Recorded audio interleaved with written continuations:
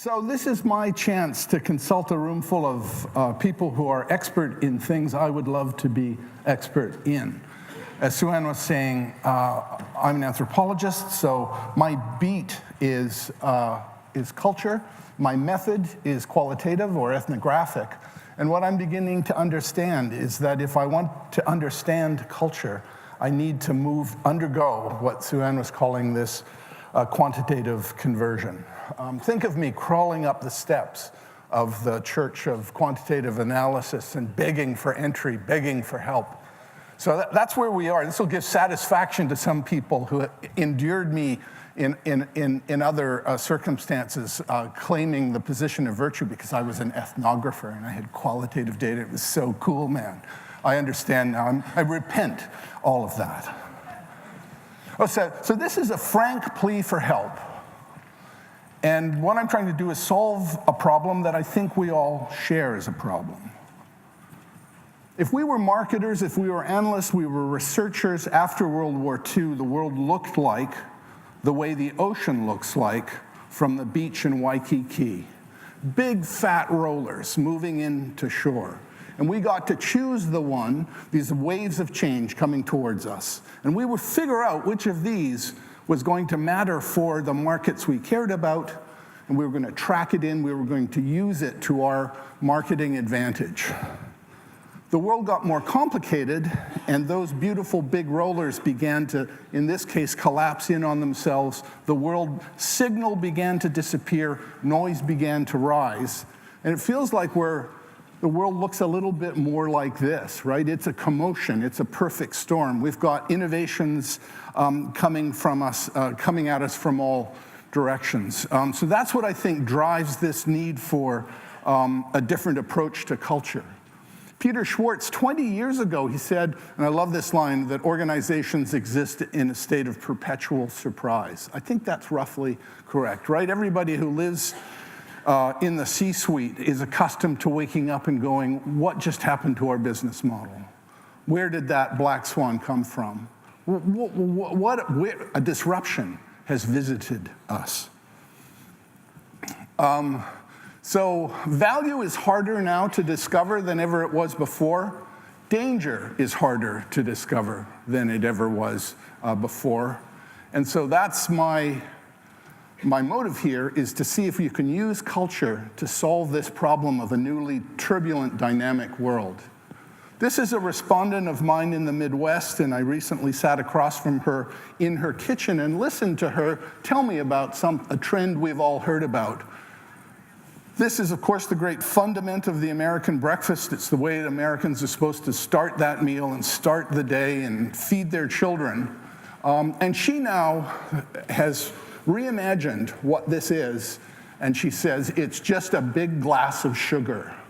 That transformation from this, the fundament of the American breakfast, to this idea that it's just a big glass of sugar is something for which an anthropologist can give a very detailed account. Of course, it's about health, but saying that it's just about health is like saying America is just about liberty. There's actually quite a lot more to the story. And the anthropologist can tell that story. But the question here is, how can we factor culture into our considerations? And my argument is that when we can factor culture in, we should. This is a beautiful thing. This is bitters. It fell from fashion, and it remained out of fashion in most American bars for a very long time. And then something happened in Northern California. Alice Waters, riding the crest of matching European sophistication with all that countercultural innovation that was taking place in Northern California in the 1960s. She creates a restaurant called Chez Panisse, and people get together and literally imagine what our consumer taste and preferences in the area of food largely look like now. If we could have sat at a table at Chez Panisse in 1971, we would have had, 45, 50 years of early notice of some of the changes that have taken place and just rocked. CPG on the one hand, supermarkets on the other. This was the cradle of invention. That, or let's call it the artisanal trend, comes whistling out of Northern California, largely on the backs of all the chefs that Alice Waters trained in her kitchen. They became a diaspora. They went to restaurants everywhere, and those restaurants began to cultivate the foodie constituencies, and they took the word out, and it just grew and grew. And chefs would end their grueling shift by going to the bar next door, and they start talking to the bartender about this artisanal thing, and bartenders said, "We can do this." And they called it a mixology revolution. And after they had that conversation, after this artisanal trend sweeping out of Northern California finally reaches them, the thing they do the next day is buy bitters. So if we had access to perfect data, SKUs for everything, that measured all kinds of SKUs, we would have seen a fabulous spike as this revelation, the mixology revelation, ran through the world of spirits. Suddenly, there it was. This is the cultural data, right? All of this stuff on the left is the packaged good stuff that gets installed in our culture. In the 1950s, we've got all the fast food and prepared food brands that get created on the left, and then everything picked out in right is the artisanal trend as it runs through. All of the stuff on the right is the beginnings of the end of the artisanal trend. We know it's dying at this point. We just don't know where, when, and how fast. And all of this is great, and it's the kind of stuff that anthropologists gather. But it's almost not as good as knowing what happened to sales figures for bitters.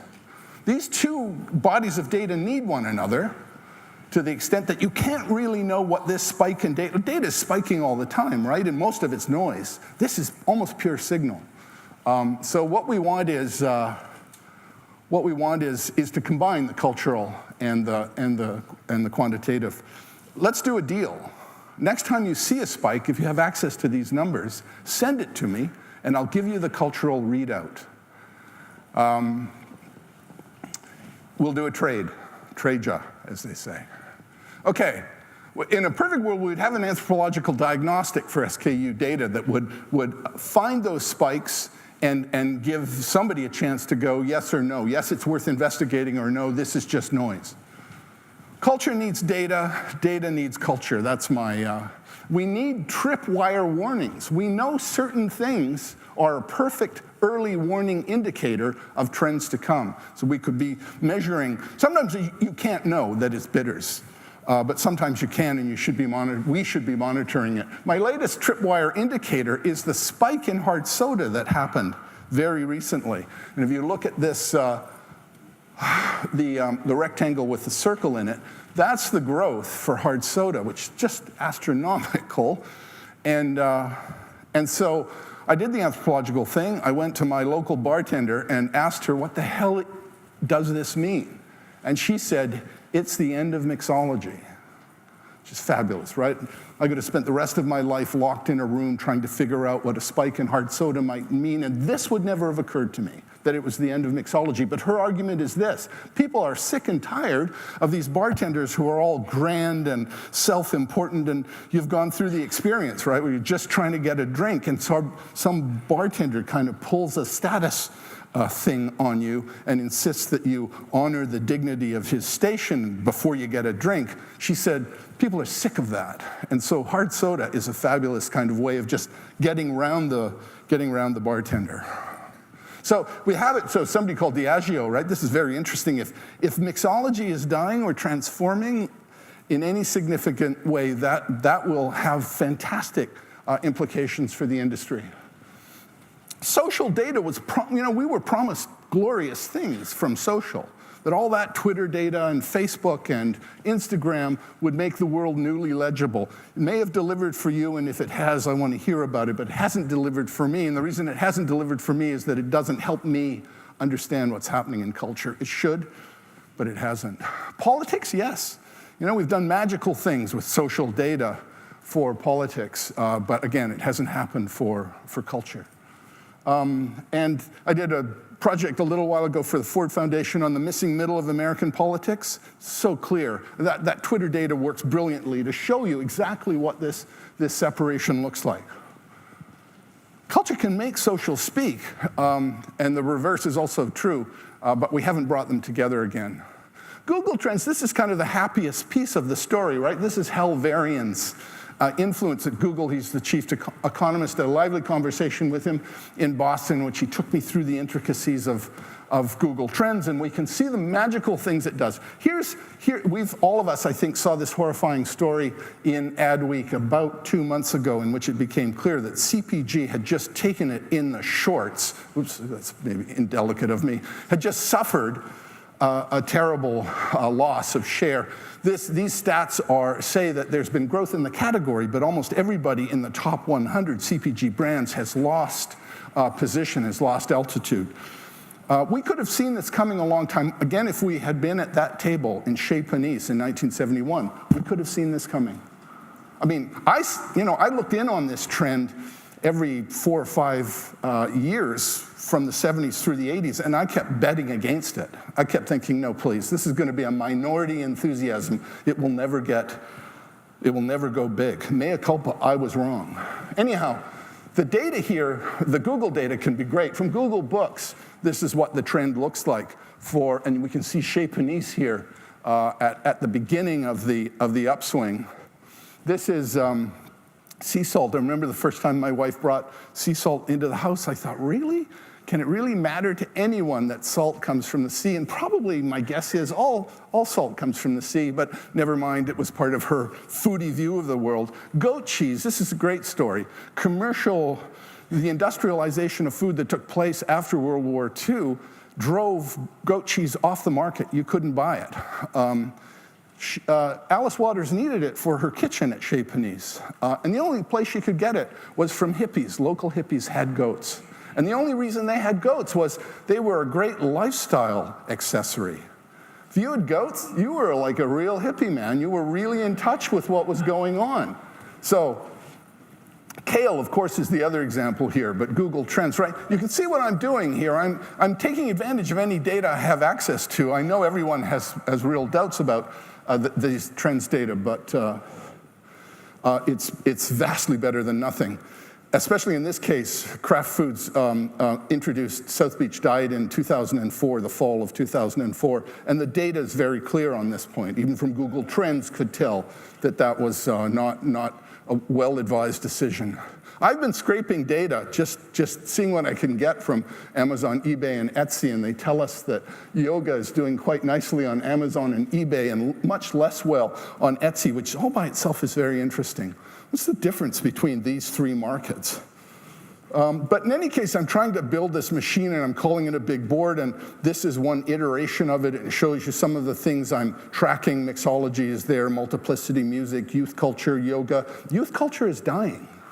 As a formative social force, it is dying. And I'd love to do a talk on that if you're interested and get what your sense of this is. But that's a huge development, because for American culture, youth culture was the thing that kind of drove innovation, and it stopped driving innovation. Anyhow, this is the big board, and I just want to show you, I can't leap out of PowerPoint. I'm told to go to this is a software app called The Brain. But here it is in action. I hope this will work. Yeah, so this is the big board. And so for each of these things, I want to be tracking timeline and statistical data, ethnographic data, visual data, experts, press, the academic literature, and so on.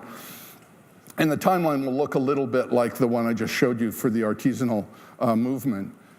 And then, of course, we'll have statistical data. And again, I'm using public sources. And this is something from the Wall Street Journal on decline in CPG. So the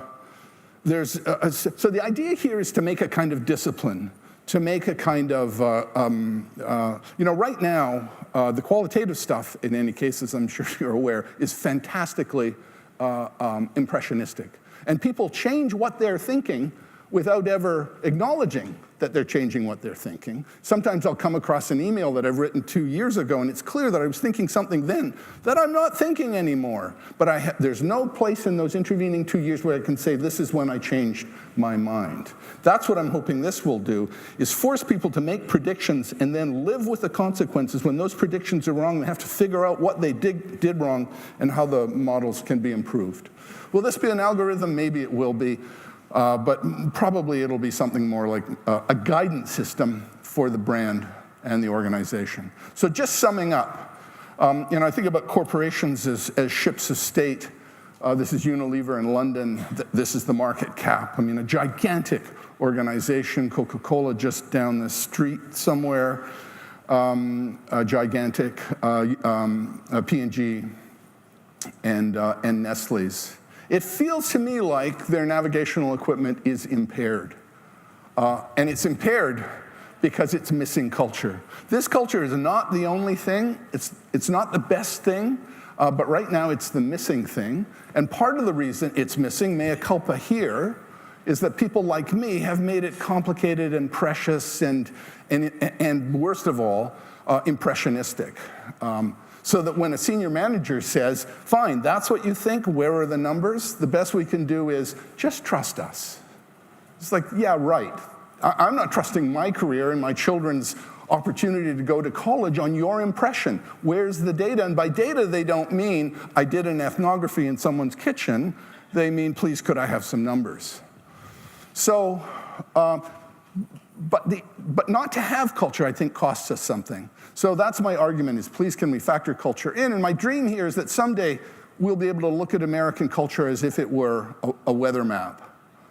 As it builds something like a planetarium where we can show the various changes in motion, show them interacting, make predictions about where they're headed, how fast they're moving, build something like the big board I just showed you, create something like, sorry, this is a blizzard of metaphors, but build something like an air traffic control array so we can say, look, here's that trend, it's right on schedule. Oh, where's that trend we anticipated 3 years ago? It's gone out. So anyhow, we need a kind of big picture view. We want to make the world a little less like this and a little bit more like this, hopefully again. Thank you very much.